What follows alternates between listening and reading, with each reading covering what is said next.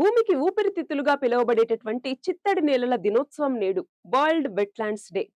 మరి ఈ నేపథ్యంలో మన భారతదేశంలోని 2 వెట్లాండ్స్ కి రామ్సర్ జాబితాలో చోటు అన్నటువంటిది దక్కింది. సో ఇవాళ మనం ఎన్విరాన్మెంట్ కి సంబంధించి అసలు వెట్లాండ్స్ అంటే ఏంటి? వాటి యొక్క ఇంపార్టెన్స్ ఏంటి? రామ్సర్ వెట్లాండ్స్ అనేసి ఎలాంటి వెట్లాండ్స్ ని కేటగరైజ్ చేస్తారు అన్నటువంటిది చూద్దాం.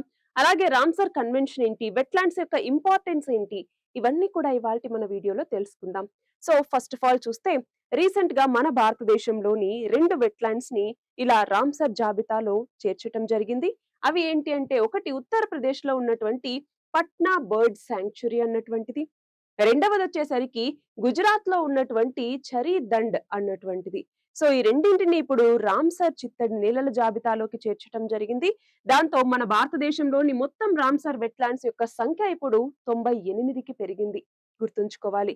మనం చూస్తే 2014లో కేవలం 24 ఉండేవి. ఇప్పుడు వాటి సంఖ్య 98కి చేరింది. మరి అసలు వెట్లాండ్స్ లేదా చిత్తడి నేలలు అంటే ఏంటి?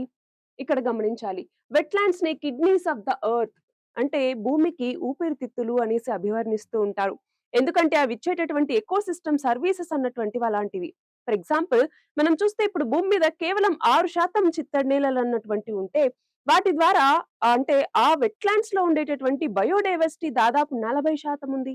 అంటే ఇంత తక్కువ చిత్తడి నేలల్లో ఎంత ఎక్కువ బయోడైవర్సిటీ ఉంది అనేసి మనం తెలుసుకోవచ్చు.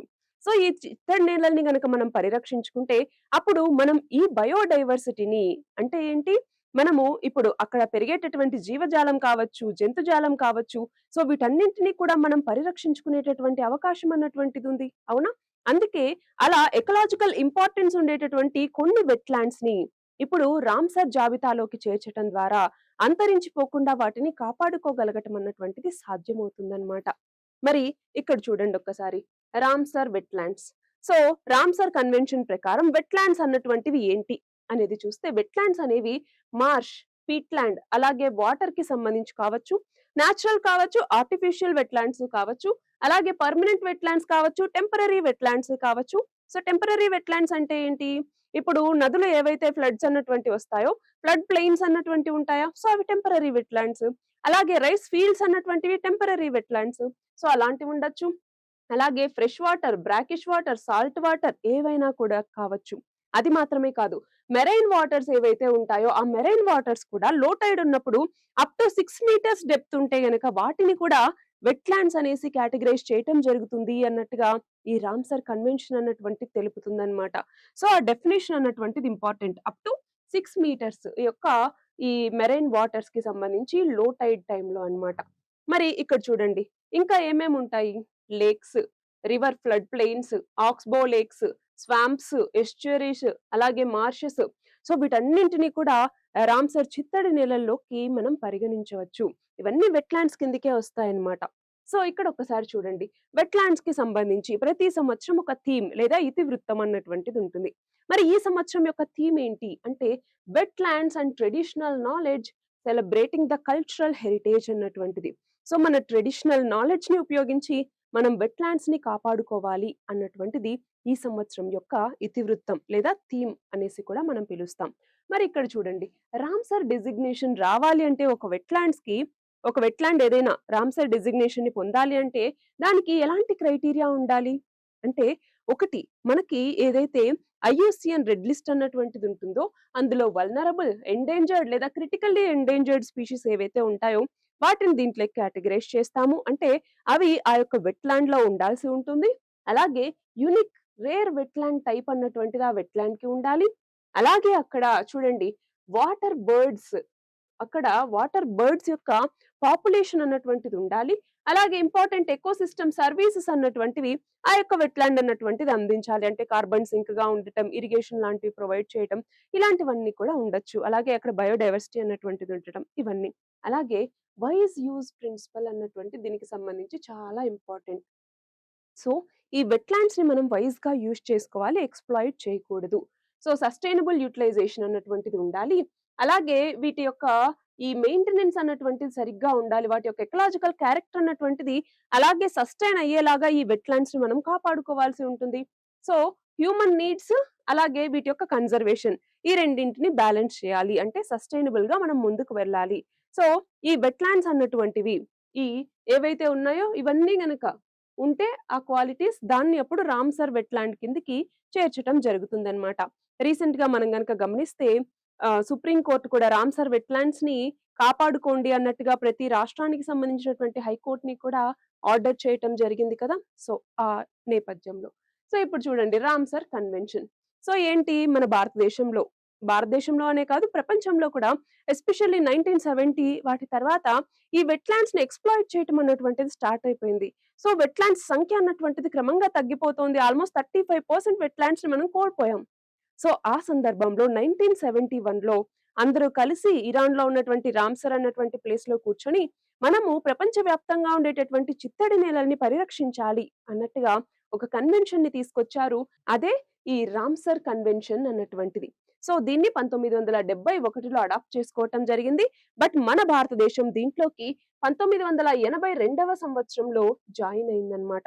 సో, దీని ద్వారా ఏంటి అంటే ఏవైతే చిత్తడి నేలలు ప్రపంచవ్యాప్తంగా ఉన్నాయో వాటిని సంరక్షించుకోవాలి. అలాగే వాటిని ఎక్స్‌ప్లాయిట్ చేయకుండా వాటిని వైస్ యూజ్ చేసుకోవాలి. ఎక్స్‌ప్లాయిట్ చేయకుండా సస్టైనబుల్‌గా వాటిని యూజ్ చేసుకోవాలి అన్నటువంటిది ఈ రామ్సర్ కన్వెన్షన్ యొక్క ముఖ్య ఉద్దేశ్యం అన్నమాట. మరి ఇక్కడ ఒక్కసారి చూడండి. ప్రెజెంట్ స్టేటస్ ఏంటి వెట్లాండ్స్‌కి సంబంధించి? అంటే ప్రపంచవ్యాప్తంగా కూడా ఇప్పుడు వెట్లాండ్స్ అన్నటువంటివి తగ్గిపోతూనే వస్తూ ఉన్నాయి. చూడండి 0.78% ప్రపంచవ్యాప్తంగా ప్రతి సంవత్సరం ఈ వెట్లాండ్స్ అన్నటువంటివి తగ్గుతున్నాయి. అలాగే 50% గ్లోబల్ వెట్లాండ్స్ అన్నటువంటివి 1900 తర్వాత మనము ఆల్రెడీ కోల్పోయాము. అది మాత్రమే కాదు 81% ఇన్‌లాండ్ వెట్లాండ్ స్పీషీస్ అన్నటువంటివి డిక్లైన్ అయిపోయాయి. అలాగే కోస్టల్ స్పీషీస్ 36% డిక్లైన్ అయిపోయాయి.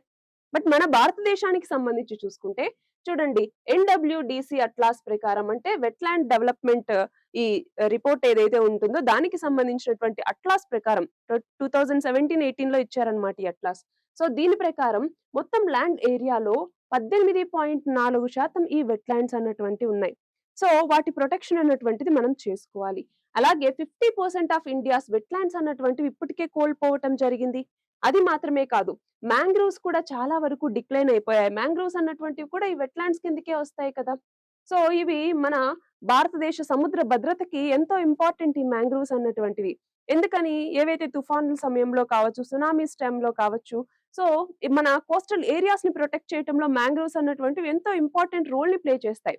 అందుకే కదా కేంద్ర ప్రభుత్వం మాంగ్రోవ్స్‌కి సంబంధించి మిస్టీ అన్నటువంటి స్కీమ్‌ని కూడా తీసుకురావటం జరిగింది.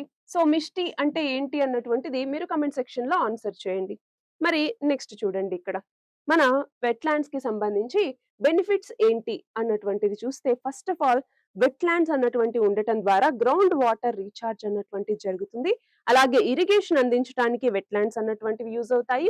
అలాగే డ్రింకింగ్ వాటర్‌ని అందించటానికి, బయోడైవర్సిటీని కాపాడుకోవటానికి, అలాగే మనం చూస్తే నేచురల్ బ్యూటీ సపోర్ట్‌గా కూడా ఈ వెట్లాండ్స్ అన్నటువంటివి ఉంటాయి. ఎందుకు అంటే చాలా చోట్ల క్రేన్స్ కావచ్చు, ఈ మైగ్రేటరీ బర్డ్స్ కావచ్చు, ఇవన్నీ ఉన్న చోట టూరిజం అన్నటువంటిది డెవలప్ అవుతుంది. అవునా? సో, ఆ టూరిజంకి సంబంధించి, రిక్రియేషనల్ యాక్టివిటీస్‌కి సంబంధించి ఈ వెట్లాండ్స్ అన్నటువంటివి చాలా ఇంపార్టెంట్ రోల్‌ని ప్లే చేస్తాయి.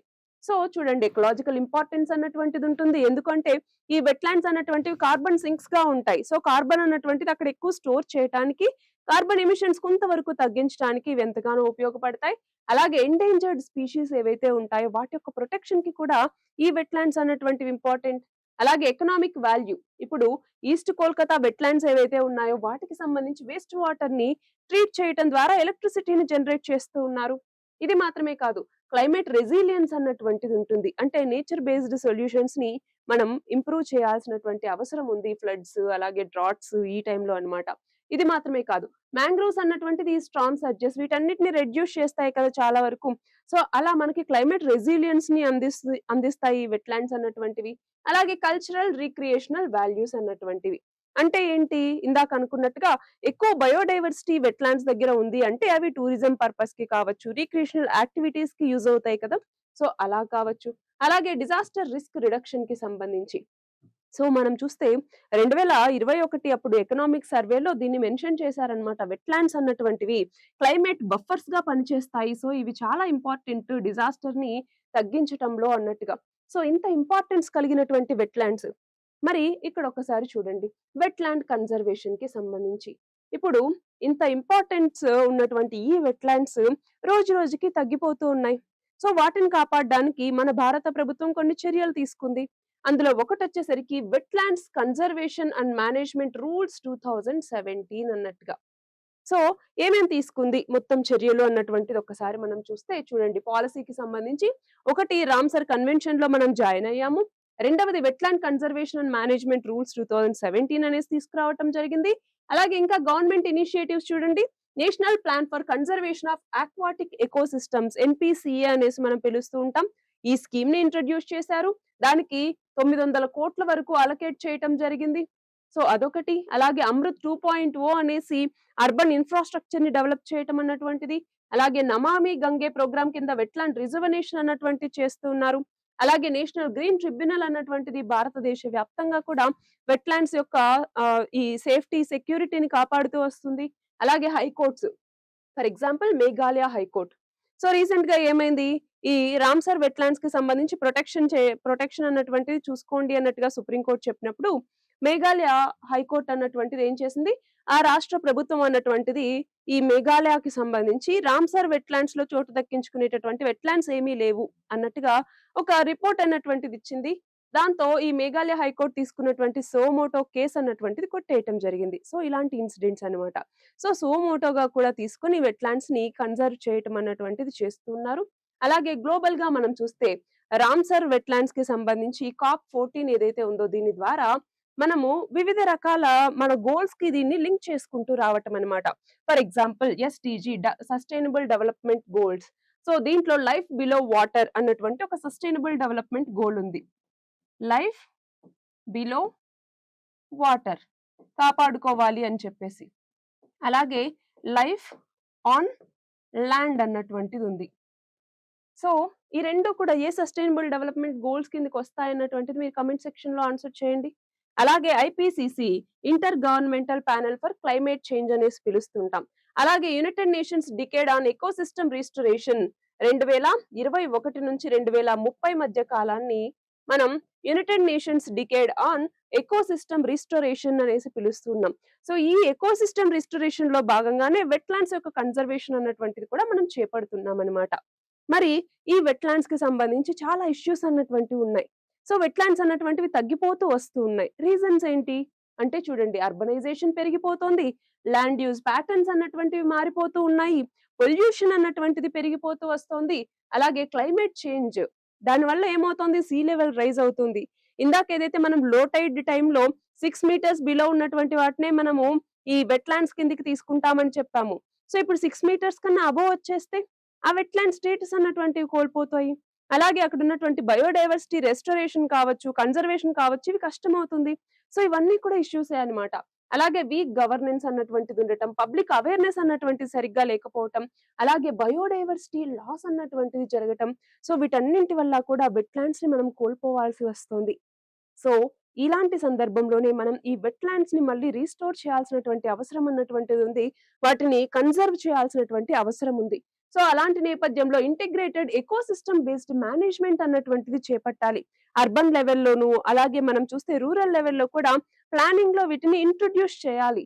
అలాగే లీగల్ ఫ్రేమ్వర్క్ ని పెంచాలి, స్ట్రిక్ట్ ఎన్ఫోర్స్మెంట్ అన్నటువంటి చేయాలి, పబ్లిక్ అవేర్నెస్ అన్నటువంటిది పెంచాలి, అంటే కమ్యూనిటీ పార్టిసిపేషన్ పెంచాలి, టెక్నాలజీని యూజ్ చేసుకోవాలి, గ్లోబల్ బెస్ట్ ప్రాక్టీసెస్ ఏవైతే ఉన్నాయో వాటన్నింటినీ మన భారతదేశంలో కూడా అమలు చేయొచ్చు. ఫర్ ఎగ్జాంపుల్ చూడండి, చైనాలో స్పాంజ్ సిటీస్ అనేసి ఏర్పాటు చేశారు. సో దాని ద్వారా వాటర్ ని రిస్టోర్ చేయటం అన్నటువంటిది వాళ్ళు చాలా ముఖ్యంగా పెట్టుకున్నారు. అలా మన దేశంలో కూడా స్పాంజ్ సిటీస్ ని మరింతగా డెవలప్ చేసుకోవటం, అలాగే ఇన్నోవేటివ్ ఫినాన్సింగ్ ని తీసుకురావటం, వెట్లాండ్ కన్జర్వేషన్ బాండ్స్ అని, గ్రీన్ క్లైమేట్ ఫండ్స్ అనేసి, సో వీటిని మరింతగా ఇంక్రీజ్ చేసుకోవటం ద్వారా మనం వెట్లాండ్ కన్జర్వేషన్ మీద మరింత ఎఫర్ట్స్ పెట్టడం ద్వారా, పాలసీ చేంజెస్ అన్నటువంటివి తీసుకురావటం ద్వారా, ఈ పబ్లిక్ అవేర్నెస్ ని మరింత పెంచడం ద్వారా మనము ఈ వెట్లాండ్స్ ని తిరిగి కాపాడుకోవచ్చు. సో మన బయోడైవర్సిటీని కొంతవరకు కూడా మనం కోల్పోకుండా జాగ్రత్త పడొచ్చు. ఇది వెట్లాండ్స్ కి సంబంధించి. All the very best and thank you very much.